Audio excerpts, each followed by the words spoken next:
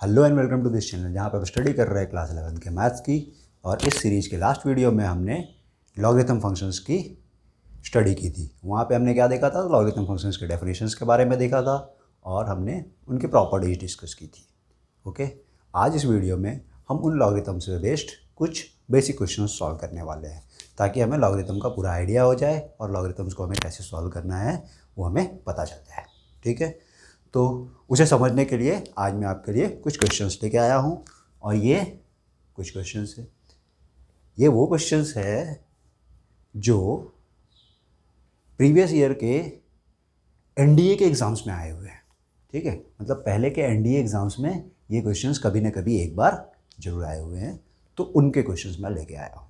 ठीक है, तो आज हम इनके सॉल्यूशंस को देखते हैं। Okay, so let us start the topic. तो आज हमारे पास कुछ क्वेश्चंस हैं, उनमें पहला क्वेश्चन क्या है हमारा कि find log 243 to the base 81। कहने का मतलब मुझे क्या करना है, यहाँ पे log 243 की वैल्यू फाइंड करनी है जब बेस उसका क्या है 81। अब सबसे पहली बात ये आती है कि हम इन क्वेश्चंस को देख के हमारा अप्रोच क्या होना चाहिए, हमें करना क्या है। तो हमारा अप्रोच ये होना चाहिए, हमें करना ये है कि अगर हम इस टाइप के इक्वेशंस को या इस टाइप के फंक्शंस को हम एक ऐसे एक्सप्रेशन में कन्वर्ट कर पाए जो लॉग से इंडिपेंडेंट हो जाए, तो वो हमारे लिए ज़्यादा आसान होगा। ठीक है, तो हमारा टारगेट हमेशा क्या होना चाहिए कि इन फंक्शंस को इंडिपेंडेंट ऑफ लॉग बनाना है ताकि हम इनके वैल्यूज़ को बहुत आसानी से सॉल्व कर सकें। ओके, तो इंडिपेंडेंट ऑफ लॉग बनाने के लिए हमारे पास प्रोसेस क्या हो सकती है, तो क्या बेसिक एम होना चाहिए हमारा कि अगर मैं अपनी पहली दो प्रॉपर्टीज़ को देखूं जो कि हमने पिछले क्लास में डिस्कस किए, तो आज मैं उसे फिर से यहाँ पे सारे लिस्ट करके रखा हूँ। तो क्या देखता हूँ कि ये दो जो प्रॉपर्टी है वो हमें लॉग से इंडिपेंडेंट इक्वेशंस देती है, या हमें ये एक टर्म है जो लॉग से इंडिपेंडेंट इक्वेशन देती है। ठीक है, तो इन दोनों पे अगर हम कॉन्सेंट्रेट करें तो अगर log 1 कहीं पे आ गया तो वो मुझे 0 दे देगा, और log a to the same base a आ गया तो हम उस पूरे log वाले टर्म को क्या कर सकते हैं, रिप्लेस कर सकते हैं किससे, 1 से। तो what should be our aim, तो हमारा एम होना चाहिए कि या तो वो log 1 आ जाए या तो उसी बेस की वैल्यू आ जाए जो हमारी वैल्यू है, मतलब बेस और ये जो वैल्यू है ये दोनों क्या हो जाए, हमारा सेम हो जाए। तो ये हमारी टारगेट होनी चाहिए। चलो इस अप्रोच को अप्लाई करते हैं और अपने क्वेश्चंस को सॉल्व करते हैं। तो हमारा पहला क्वेश्चन, फर्स्ट क्वेश्चन हमें बोलता है कि find the value of log 243 to the base 81। ठीक है, तो जब हमें ऐसे कंपोजिट नंबर्स दिखें, ये कैसे नंबर्स हैं हमारे लिए, कंपोजिट नंबर्स है। जब मैं ऐसे कंपोजिट नंबर्स दिखे तो हमें सोचना चाहिए कि क्या हम इनको इनके रैशनल फैक्टर्स में लिख सकते, सॉरी रैशनल बोला, प्राइम फैक्टर्स में लिख सकता हूँ क्या। ठीक है, तो what do you mean by prime factors, क्या मैं बोल सकता हूँ कि 81 जो मेरा होगा वो होगा 3 इंटू 3 इंटू 3 इंटू 3, मतलब 3 रेज टू द पावर 4 को मैं 81 बोल सकता हूँ, और 3 raise to the power 5 is 243। कहने का मतलब जब मैं इसे सॉल्व करूँगा तो ये वैल्यू मेरी कितनी आ जाएगी, तो ये आएगा 3 रेज टू द पावर 5 और बेस मेरा हो जाएगा 3 raise to the power 4। You can check, जब 3 को मैं 4 टाइम्स मल्टीप्लाई करूँगा तो 81 आएगा, और 3 को मैं 5 टाइम्स मल्टीप्लाई करूँगा तो 43 आएगा। ठीक है, तो ये मेरा पहला टारगेट हुआ। अब now what should I do, अब यहाँ पे मुझे बेस में भी पावर में दिख रहा है टर्म और यहाँ पे भी मुझे पावर में दिख रही है टर्म, तो क्या मैं अपनी ये वाली प्रॉपर्टी पे आ सकता हूँ। ये दो प्रॉपर्टी मैं एक साथ अप्लाई करूँगा पैरेलली। अगर जिसकी लॉग मुझे कैलकुलेट करनी होती है उसके पावर में कोई टर्म होती है तो वो टर्म क्या हो जाती है, हमारी सामने शिफ्ट हो जाती है, मतलब ये अल्फ़ा सामने शिफ्ट हो जाता है। और अगर बेस में पावर हो तो वो जो पावर वाली टर्म है वो कहाँ पे शिफ्ट होता है, रेसिप्रोकल में शिफ्ट होता है। तो क्या मैं इस 5 को सामने और इस 4 को रेसिप्रोकल में शिफ्ट कर सकता हूँ, और अगर करूँगा तो ये क्या आ जाएगा मेरा, तो ये मेरा 5/4 और ये log 3 टू दी बेस 3 हो जाएगी बात। क्या क्या मैंने यहाँ पे प्रॉपर्टी यूज़ की है, कौन सी प्रॉपर्टी यूज़ की है, पहले ये वाली प्रॉपर्टी यूज़ की है, दूसरे पार्ट में ये वाली प्रॉपर्टी, मतलब इसके लिए मैंने ये वाली प्रॉपर्टी यूज़ की और बेस के लिए मैंने ये वाली प्रॉपर्टी यूज़ की, और दोनों को मैंने एक साथ ले लिया। तो इसका पावर न्यूमरेटर में आ गया, इसका पावर डिनोमिनेटर में आ गया। ठीक है, and this is log 3 to the base 3, मतलब log a to the base a वाली टर्म है। तो क्या मैं उसे 1 ले सकता हूँ? तो यस 1 ले सकता हूँ। So my answer is what? Simply 5/4 into 1। तो यही मेरा आंसर हो गया। ठीक है, आसान क्वेश्चन, बहुत ही सिंपल क्वेश्चन था, बस थोड़ा सा बेसिक समझ में आनी चाहिए थी हमको, तो ये हमने अप्लाई कर दिया। ठीक है, तो मेरा टारगेट क्या था यहाँ पे? मेरा टारगेट ये था कि मैं लॉग से फ्री एक्सप्रेशंस फाइंड करना चाहता हूँ।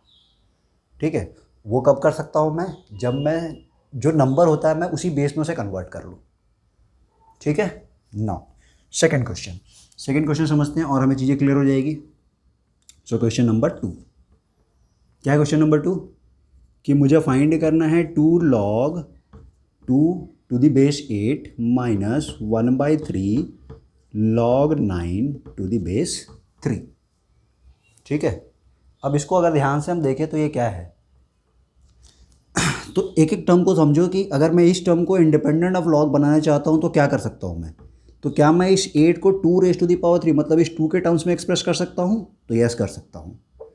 और इस 9 को, अगर इस टर्म को लॉग से इंडिपेंडेंट बनाना है तो मुझे 9 को क्या करना होगा? 3 के टर्म्स में एक्सप्रेस करना होगा। That means I can write this as 2 log of 2 to the base 2 cube minus 1/3 log 3 square to the base 3। Okay, now again ये दोनों प्रॉपर्टीज़ यहाँ पे यूज हो जाएगी, तो यहाँ पे ये वाली प्रॉपर्टी यूज होगी और इस जगह पे ये वाली प्रॉपर्टी यूज होगी। तो लगा लेते हैं फिर से प्रॉपर्टी को। तो ये प्रॉपर्टी मुझे क्या बोलता है कि अगर बेस में कोई पावर है तो रेसिप्रोकल में चला जाता है, इसका मतलब this becomes 2/3 log of 2 to the base 2 minus, और अगर पावर में कोई टर्म हो नंबर के तो न्यूमरेटर में आ जाती है, तो this becomes 2/3 log of 3 to the base 3। log a to the base a is 1, log a to the base a is 1, मतलब ये वैल्यू भी 1, ये वैल्यू भी 1, तो ये आएगा हमारे पास 2/3 और minus 2/3। This implies that 2/3 minus 2/3 and that comes out to be 0। So the answer for second question is 0।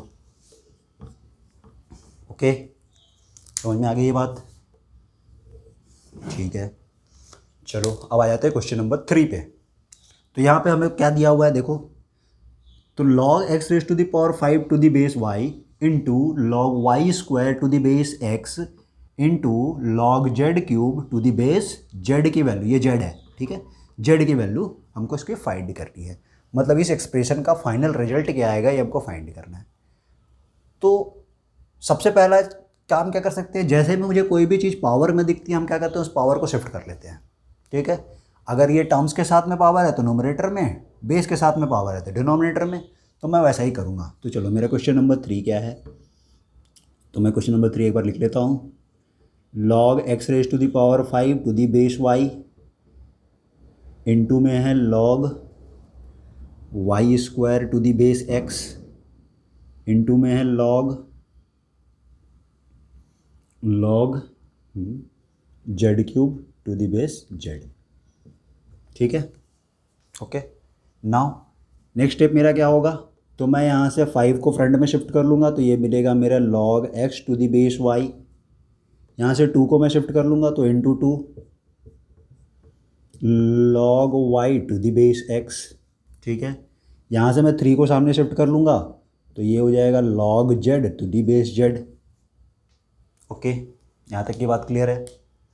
अब हमको क्या दिख रहा है, ये तो मेरा 1 हो जाएगा, so this term becomes 3। Okay, now अब मुझे यहाँ पे एक चीज़ दिख रही है, क्या दिख रही है कि this is log x to the base y and this is log y to the base x। क्या ये दोनों कैंसिल हो सकते हैं? तो अगर ये भी log x to the base y हो जाए तो कैंसिल हो जाएगा अगर डिनोमिनेटर में होगा तो क्या इन दोनों को मैं कहीं ना कहीं यहाँ से देख सकता हूँ, दोनों में से किसी एक को दूसरे के फॉर्म में एक्सप्रेस करना चाहूँ तो क्या मैं कर सकता हूँ? Yes, if I want to interchange, हमको क्या करना पड़ेगा, उसे रेसिप्रोकल में लेके जाना पड़ेगा। बराबर है, तो मैं वही काम करने वाला हूँ यहाँ पे। इसका मतलब मैं इस टर्म को इसके फॉर्म में एक्सप्रेस कर लेता हूँ। सो 5 और इसे मैं लिख सकता हूँ इंटू 1/, तो इसे मैं log y to the base x लिख सकता हूँ अभी। Okay, into this is 2 log y x, और ये तो मेरा 3 हो गया। अभी हमको ये बात समझ में आ गई है क्योंकि ये 1 हो जाएगा।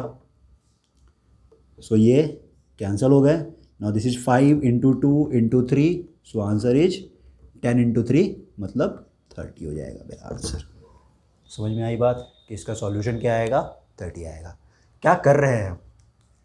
क्या हम सारे इक्वेशंस में सभी जगह पे इसी कोशिश में लगे हुए हैं कि हम अपने इक्वेशन को इंडिपेंडेंट ऑफ लॉ कैसे बना सके, या हमारे जो भी एक्सप्रेशन है वो इंडिपेंडेंट ऑफ लॉ कैसे बना सके? तो यस, हम यही काम करने की कोशिश कर रहे हैं अगर पॉसिबल है तो। ठीक है, okay. Question number 4। Question number 4 में क्या गया, थोड़ा सा अलग है। क्या अलग? बोला है if log m to the base 8 plus log 1/6 to the base 8 is equal to 2/3 है, then what is the value of m? Find m। ठीक है, चलो और प्रॉपर्टीज हमारी यूज होगी, अभी आता हूँ मैं उस पर। तो क्या मैं इसे लिख सकता हूँ log, पहले जो क्वेश्चन है वही ले लेता हूँ, ठीक है, इज इक्वल टू 2/3। नाउ क्या बेस सेम है? यस। और अगर बेस सेम है तो log m plus log n को log m plus log n को हम ले सकते हैं log m into n। That means मैं इसे log 8 इंटू m/6 बोल सकता हूँ। मतलब m इंटू 1/6 करूँगा तो m/6 आ जाएगा वो हमारा, and that is equal to 2/3। Okay. और लास्ट वीडियो में हमने एक बात देखी थी कि हम लॉग को एक्सपोनेंशियल के फॉर्म में कन्वर्ट कर सकते हैं। मीन्स मैं चाहूँ तो इसे m/6 is equal to 8 raise to the power 2/3 ले सकता हूँ। Okay, yes. Now what is 8? क्या मैं 8 को 2 का पावर क्यूब लिख सकता हूँ, या 8 रेज टू द पावर 2/3 क्या होगा? तो इसको हमने सॉल्व करने का तरीका क्या है कि मैं इसे 2 क्यूब और पावर 2/3 ले लूँ, तो ये पावर इसको कैंसिल कर देगा। So basically this is 2 square, तो वैल्यू कितनी आ रही है? 4 आ रही है। That means m/6 is equal to 4। This implies that m is equal to 24 is the answer. Okay, so this is 20, m is equal to 24। तो यहाँ पे हमने कौन सी प्रॉपर्टी यूज़ की? तो यहाँ पे हमने ये वाली प्रॉपर्टी यूज़ की। तो आप देख रहे हैं, आप समझ सकते हैं कि ये जो क्या है, सिर्फ और सिर्फ किस चीज़ का यूज कर रहा हूँ मैं? तो सिर्फ और सिर्फ मैं प्रॉपर्टीज़ को यूज कर रहा हूँ। तो अगर हमें प्रॉपर्टीज़ प्रॉपरली पता है और हमें इसे अप्लाई करना आता है तो हम उसको आसानी से सॉल्व कर सकते हैं। So now the question number 5। ठीक है, चलो क्वेश्चन नंबर 5 थोड़ा सा अलग क्वेश्चन है, उसे हम सॉल्व भी करते हैं। तो अब हमें क्या बोला गया है कि log ab to the base a is equal to x है। तो हमें बताना है कि log ab to the base b की वैल्यू कितनी होगी। ठीक है, तो अब हमें यहाँ पे लॉग से इंडिपेंडेंट एक्सप्रेशन फाइंड करने की ज़रूरत नहीं है। तो हमें यहाँ पे क्या करना होगा? तो पहले जो गिवन डेटा है वहाँ से हम एक इन्फॉर्मेशन निकालने की कोशिश करते हैं कि क्या इन्फॉर्मेशन हमको वहाँ से मिलती है, और फिर हम उस इन्फॉर्मेशन को इस वैल्यू में अप्लाई कर देंगे। ठीक है, चलो अप्लाई करते हैं। तो हम पहले क्या करते हैं कि हमें गिवन है कि log ab to the base a is equal to x होता है। क्या ये log a इंटू बी है? क्या मैं log a इंटू बी को log a plus log b लिख सकता हूँ? क्योंकि log m into n log m plus log n होता है अगर बेस सेम होगा। तो यहाँ मैं बेस में 7 रख लूँगा। तो इसका मतलब this implies that log a to the base a plus log b to the base a is equal to x ले सकता हूँ मैं। Okay, now log a to the base a, log a to the base a is equal to क्या होगा? 1 होगा। So this is 1 plus log b to the base a is equal to x। तो यहाँ से हम क्या find कर पा रहे हैं कि log b to the base a की वैल्यू जो होती है वो x-1 होती है। तो ये हमें इन्फॉर्मेशन मिली अपने गिवन डेटा से। ना अब मुझे जो फाइंड करना मैं उस पर आता हूँ। तो मुझे फाइंड करने के लिए बोला गया कि बताओ log ab to the base a क्या होगा। तो क्या मैं इसको दिस इज इक्वल टू फिर से मैं वैसे ही स्प्लिट करता हूँ, sorry not a base b find करना है, तो मैं उसे फिर से उसी तरीके से स्प्लिट करता हूँ। ओके, सेम प्रॉपर्टी अप्लाई करके इसे मैं एज इट इज़ वैसे ही रहने देता हूँ। क्या मैं इसे 1 ले सकता हूँ क्योंकि log b to the base b है, ठीक है। नाउ इसका मतलब मुझे 1 plus log a to the base b की वैल्यू फाइंड करनी है और मेरे पास log b to the base a की वैल्यू है। तो क्या मैं इसको according to this property convert कर सकता हूँ? तो यस कर सकता हूँ। Means I can write this as log b to the base a reciprocal में लेकर, और ये 1 हो जाएगा और इस वैल्यू को मैं x माइनस 1 से एक्सप्रेस कर सकता हूँ। So this is equal to 1 by x minus 1 plus 1। Simplify this, इसे सिंप्लीफाई कर देना है हमको। तो एलसीएम लूँगा, x माइनस 1 प्लस 1 आएगा, तो बेसिकली ये क्वेश्चन आ जाएगी फाइनली हमारी x by x minus 1। So this is your answer, ठीक है। तो दिस इज ये थोड़ा अच्छा क्वेश्चन था, थोड़ा अलग वैरायटी का क्वेश्चन था। तो हमें क्या करना होता है ऐसे केसेस में कि हमें कोई कंडीशन अगर गिवन है तो हम वहाँ से और कुछ सिंपल सा एक्सप्रेशन फाइंड कर सकते हैं क्या, तो कर सकते हैं। और जो फाइंड करना है हमें, क्या हम उनमें उनका यूज कर सकते हैं क्या, तो यही हमको एक बात समझने वाली चीज़ यहाँ पे थी। Okay, so this is all about logarithm के क्वेश्चंस। अगर नेक्स्ट वीडियो में मैं और भी अच्छे अच्छे क्वेश्चन लाऊंगा, अब डोमेन के क्वेश्चंस लेके आऊँगा कि लॉगरिथम में डोमेन के क्वेश्चंस कैसे फाइंड किए जाते हैं, दिए जाते हैं और कैसे सॉल्व करना है, ठीक है। तो अगले वीडियो में भी मैं लॉग के ही क्वेश्चंस को सॉल्व कराऊंगा, ठीक है। सो वीडियो के साथ स्टिक रहे, और अगर आपको ये वीडियो पसंद आया है तो प्लीज़ लाइक कर दीजिए, चैनल को सब्सक्राइब कर लीजिए और अपने दोस्तों को भी शेयर कीजिए ताकि आपको हमेशा अच्छे अच्छे वीडियोज़ और मिलते रहे। Okay, thank you.